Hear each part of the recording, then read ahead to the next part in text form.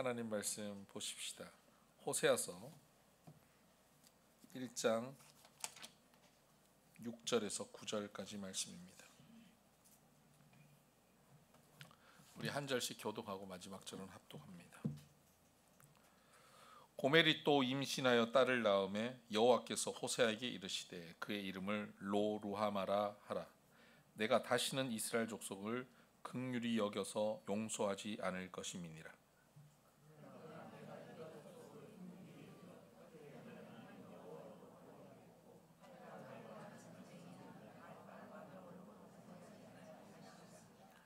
고멜이 로루하마를 젖댄 후에 또 임신하여 아들을 낳음에 여호와께서 이르시되 그의 이름을 로암미라 하라. 너희는 내 백성이 아니요 나는 너희 하나님이 되지 아니할 것임이니라. 아멘.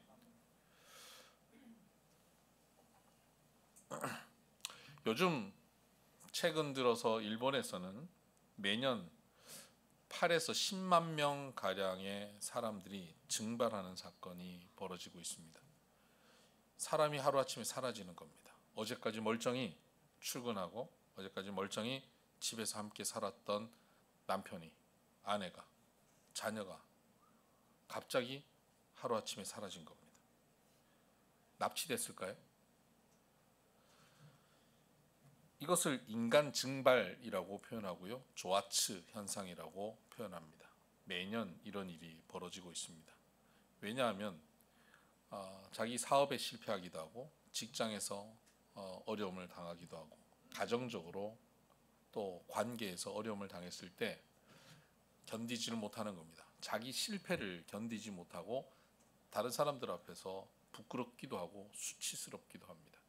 그래서 완전히 새로운 곳에, 아무도 알지 못하는 곳에 가서 새로운 가명을 가지고 새롭게 인생을 시작하는 사람들, 이런 사람들이 매년 8에서 10만 명 가량 있답니다. 이들을 위한 야간 이삿짐 센터가 아주 활발하게 운영되고 있답니다. 조아츠 현상. 다른 사람들 앞에 나의 모습을, 부족한 모습, 연약한 모습, 부끄러운 모습을 드러내지 않고 싶어하는 모습. 이것은 비단 일본에 벌어지는 현상만은 아닐 겁니다. 우리나라 사람들도 이런 모습들이 있죠. 아니, 사람들이면 다 그런 모습들이 있습니다. 남들에게 좋은 모습만 보이고 싶어 하죠. 부끄럽고 수치스러운 모습은 감추고 싶어 합니다. 아이들만 봐도 그렇습니다. 100점 맞으면 시험지를 들고 뛰어와서 오늘 시험 봤는데 100점 맞았다고 막 흔듭니다. 시험 친 거 뻔히 아는데 집에 왔는데 아무 말이 없는 날은 뻔한 겁니다. 감추고 싶은 겁니다. 이렇게 우리는 감추고 싶어하는 마음이 있습니다. 사람들 앞에뿐만 아니라 하나님 앞에서도 그렇습니다. 성도들이 하나님 앞에서 예배하고 찬양하고 봉사하고 사명을 감당하는 삶을 살아가는데 성도들 가운데 어느 날 감추려고 하는 사람들이 있습니다. 자기 실수든 아니면 의도하든 죄를 범했을 때입니다. 죄를 범하고 실수하면 처음에는 죄책에 빠집니다. 그래서 하나님 앞에 회개도 합니다. 그런데 그것이 반복되다 보면 어느 날은 사라집니다. 그리고 나중에 성도들이 가서 권면하고 신방을 하고 함께 신앙생활 하자고 하면 아직 때가 아니라고, 내가 지금 이 꼴로 어떻게 나가서 예배를 드리냐고 그런 얘기를 합니다.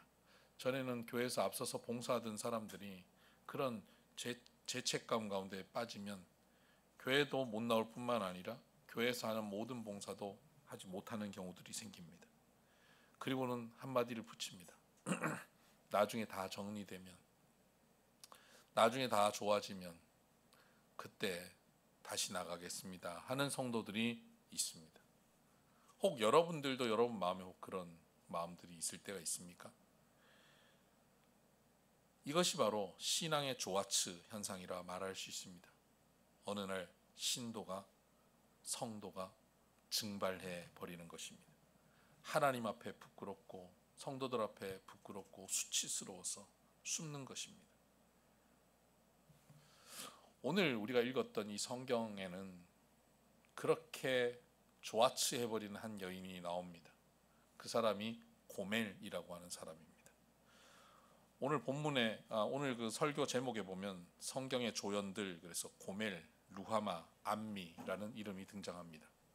아마 루하마, 암미는 여러분들이 아무리 찾아도 성경에 나오는 이름이 아니어서 못 찾을 겁니다. 여기는 로가 붙어야 됩니다. 로 루하마, 로 암미입니다. 고멜의 자녀들입니다. 고멜의 딸 로 루하마, 고멜의 셋째 아들 로 암미입니다. 여기서 루하마는 사랑받는다, 긍휼함을 입었다 하는 뜻입니다. 근데 로는 부정접두어입니다. 사랑받지 않는 자, 긍휼함이 없는 자라는 뜻이고, 암미라고 하는 것은 백성이다, 내 자녀다 라는 뜻인데 그 앞에 로가 붙으면 내 백성이 아니다 라는 것이죠. 고멜은 호세아와 결혼을 하고 살아가는데 그는 호세아의 자녀가 아닌 다른 남자의 자녀를 낳았습니다. 고멜은 신전창기로 살았고 원래 신전창기였던 음행하는 여인이었습니다. 그를 하나님께서는 호세아를 통해서 하나님의 사랑을 전합니다. 그리고 호세아를 통해서 그를 사랑하고 그를 아내로 맞아들이라고 말씀하십니다. 그 말씀에 순종하여서 고멜을 아내로 맞아들였습니다. 첫째 아이 이스르엘을 낳았을 때까지는 정상적인 가정을 이루고 있는 줄 알았습니다. 그런데 어느 날 고멜은 과거의 자신의 삶으로 돌아갑니다. 그리고는 새로 임신을 해서 아이를 낳았는데 전혀 호세아를 닮지 않는 아이가 태어납니다. 로 루하마, 내 사랑이 아니다. 또 아이를 또 낳습니다. 로암미, 내 백성이 아니다. 그렇게 이 가정은 파괴되어 갑니다. 결국 고멜은 조아츠해버립니다. 숨어버립니다. 도망칩니다. 호세아로부터 벗어납니다. 하나님으로부터 벗어나서 살려고 합니다. 그 삶이 가장 파괴된 삶이고 절망의 삶이었습니다. 그 삶의 자리에 하나님은 호세아를 다시 보내셔서 그 고멜을 다시 사랑하고 돌이키라 말씀하십니다. 이것이 호세아와 고멜 개인의 가정사의 이야기가 아니라 하나님과 백성된 우리들의 관계의 이야기입니다.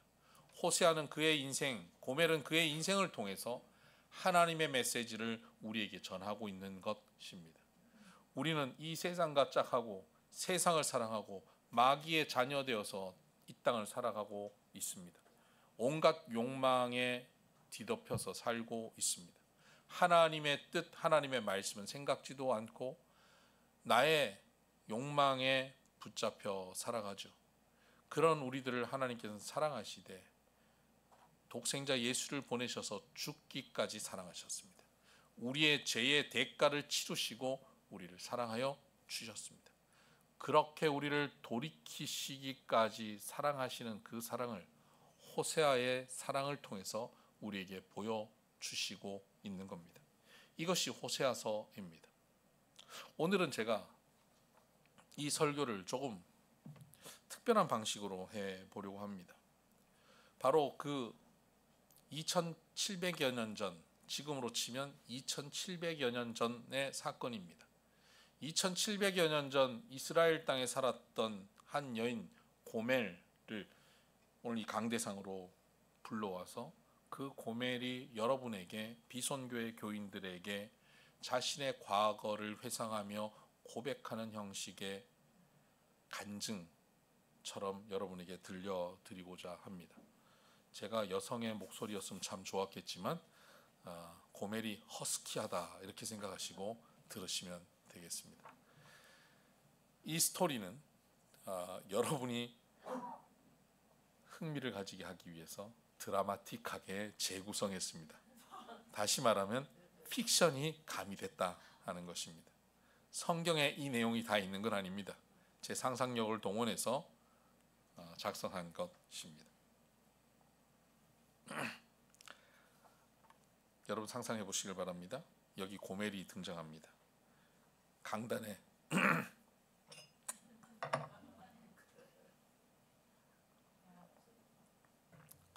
강단에 한 여인이 조심스럽게 올라왔습니다. 그리고 그 고멜의 눈빛은 두려움과 결연함으로 가득 차 있습니다. 그리고 떨리는 목소리로 입을 엽니다. 비선교회 성도 여러분, 안녕하세요. 제 이름은 고멜입니다. 오늘 이 자리에 서기까지 제 안에서는 수만 번의 망설임이 있었습니다. 여러분의 시선을 마주하는 것이, 제 목소리를 내는 것이 마치 벌거벗은 채 광장에 서는 것처럼 두렵습니다. 제 삶은 그림자와 수치로 뒤덮여 있었으니까요. 저는 신전의 창기였습니다. 여러분이 상상하시는 그런 삶, 아니 어쩌면 그보다 더 처참하고 비참했을지도 모릅니다. 이것이 내가 사는 방식이야, 이것이 내가 아는 전부야, 그렇게 스스로를 세뇌하지 않으면 단 하루도 버틸 수 없었으니까요. 아침이 되어 거울을 볼 때마다 제 영혼이 죽어가고 있음을 알았습니다. 웃음은 가면이 되었고 제 몸은 더 이상 제 것이 아닌 그저 욕망을 담는 그릇처럼 느껴졌습니다. 세월은 잔인했습니다. 제 젊음과 아름다움이 시들어가자 저를 찾던 남자들의 발걸음도 뜸해졌습니다. 거울 속 제 얼굴에는 잔주름이 보이기 시작했고 눈가에 짙은 화장으로도 피로와 공허함은 감출 수 없었습니다. 그때부터 두려움이 저를 잠식하기 시작했습니다.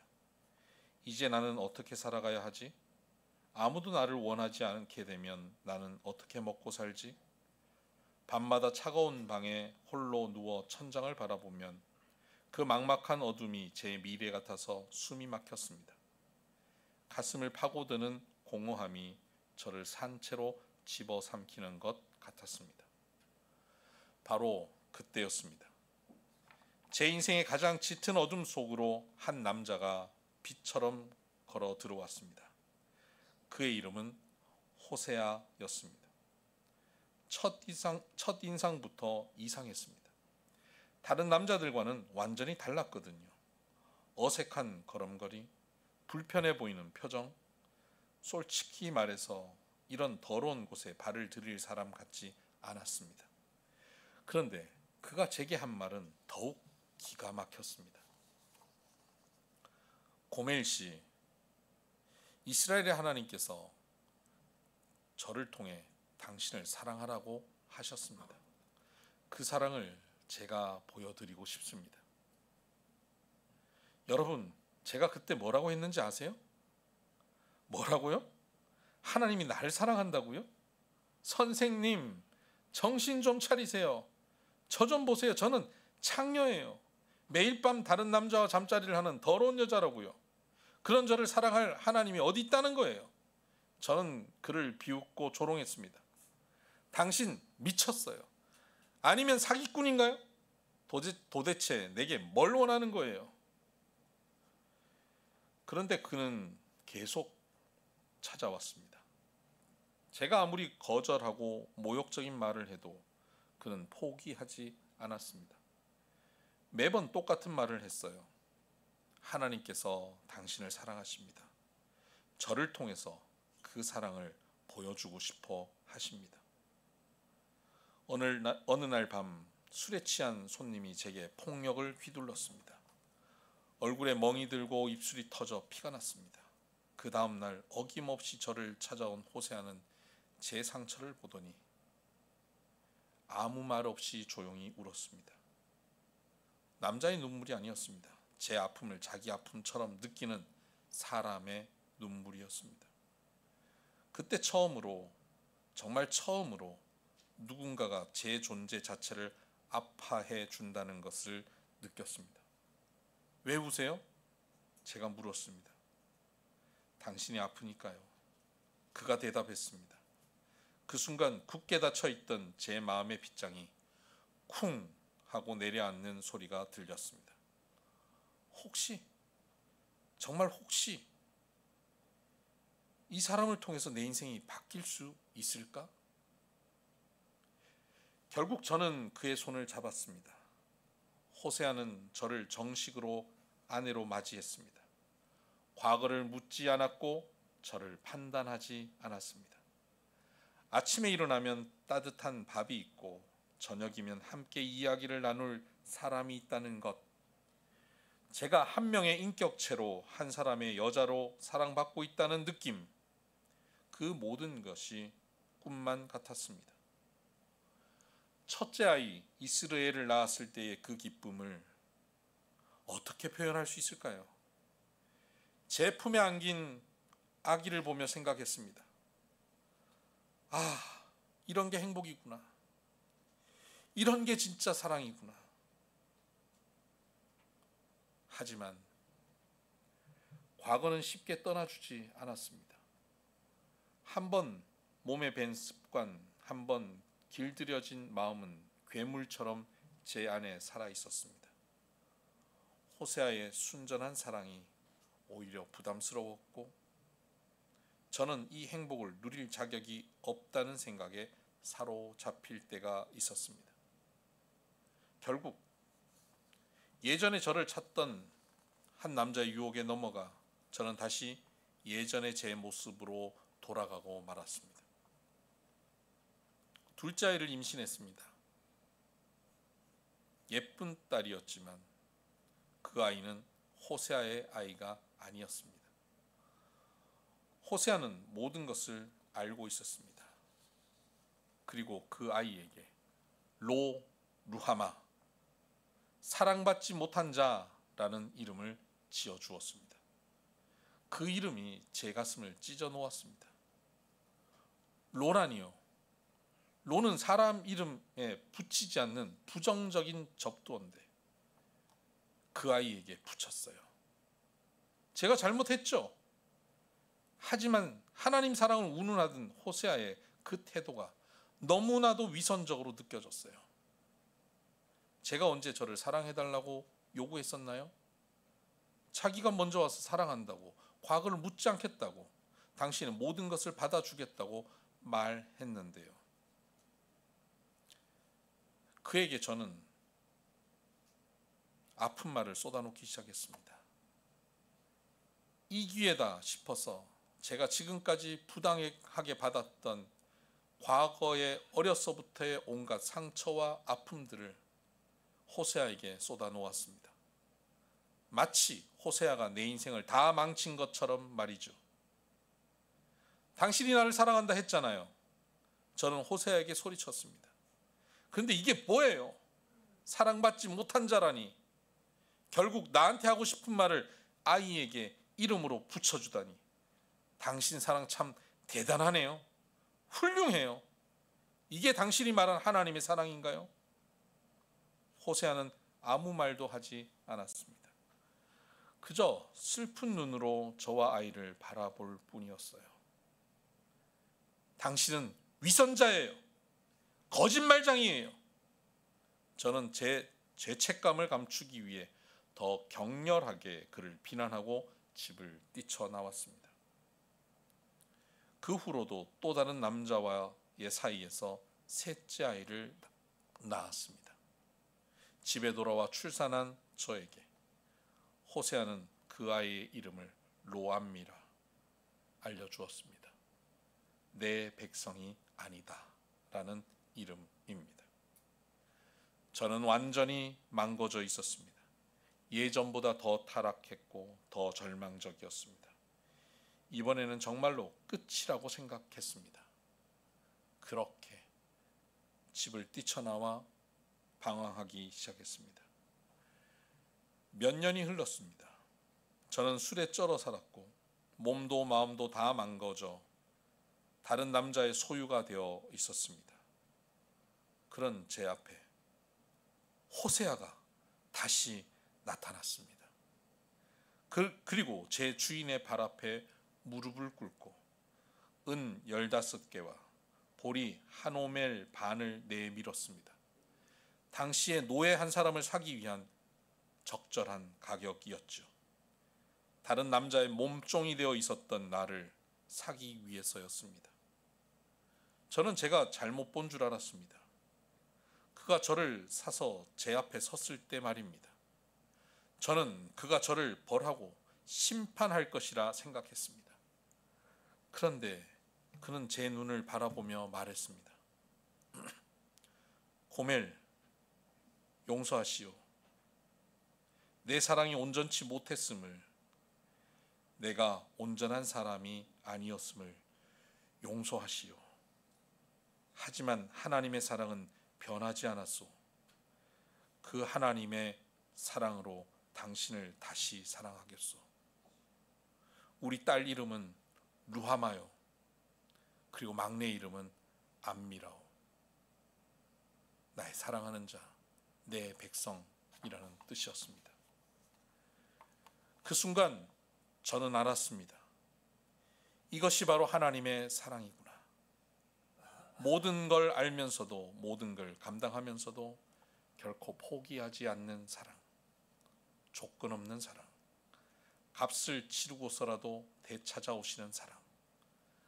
저는 그 바보 같은 사랑 앞에서 무너져 내렸습니다. 그리고 세월이 더 흐른 후 저는 더 큰 진리를 깨달았습니다. 제가 받았던 그 사랑이 바로 하나님께서 하나님의 백성들에게 주시는 사랑이었다는 것을요. 하나님께서는 자신을 배신하고 떠나간 백성들을 사랑하시기 위해 수많은 선지자들을 보내주셨습니다. 그리고 700여 년이 흐른 후 마침내 당신의 하나뿐인 아들 독생자 예수 그리스도를 이 땅에 보내주셨습니다. 그리고 그 아들을 십자가에 죽게 하시고 상상할 수 없는 대가를 치르면서까지 우리의 죄를 사하여 주셨습니다. 왜요? 떠나간 자녀들이 돌아오기를 원하셨기 때문입니다. 그 하나님의 모습 속에서 호세아에게 나의 값을 지불하고 다시 사오시던 바로 내 남편의 모습, 그 모습이 보였습니다. 하나님의 사랑, 그 사랑은 독생자를 대가로 지불하고 우리를 사오시는 사랑이었습니다. 사랑하는 비선교회 성도 여러분, 여러분도 한때는 로암미였습니다. 하나님의 백성이 아니었죠. 로루하마였습니다. 하나님의 사랑을 받을 자격이 없는 자들이었습니다. 저처럼 말이죠. 세상과 마귀와 짝하며 세상을 사랑하며 살았던 자들이었습니다. 하지만 하나님께서는 당신의 모든 것을 쏟아 부으시며 우리를 암미로 당신의 백성으로 만드셨습니다. 루하마로 사랑받는 자들로 변화시켜 주셨습니다. 여러분이 지금 이 자리에 앉아 계신 것, 그것이 바로 기적입니다. 하나님의 놀라운 사랑의 증거입니다. 제 이야기가 여러분에게 위로가 되었으면 좋겠습니다. 아무리 실패해도, 아무리 넘어져도 하나님의 사랑은 변하지 않습니다. 그분은 오늘도 값을 치르고 되찾으신 당신의 자녀들을 기다리고 계십니다. 마지막으로 루하마와 암미의 이름을 담은 성경 구절이 베드로를 통해서 기록된 것을 알게 되어서 여러분에게 전합니다. 베드로전서 2장 10절입니다. 너희가 전에는 백성이 아니더니 로암미입니다. 이제는 하나님의 백성이요 암미입니다. 전에는 긍휼을 얻지 못하였더니 로루하마입니다. 이제는 긍휼을 얻은 자니라 루하마입니다. 여러분이 암미요 루하마입니다. 기도하십시다.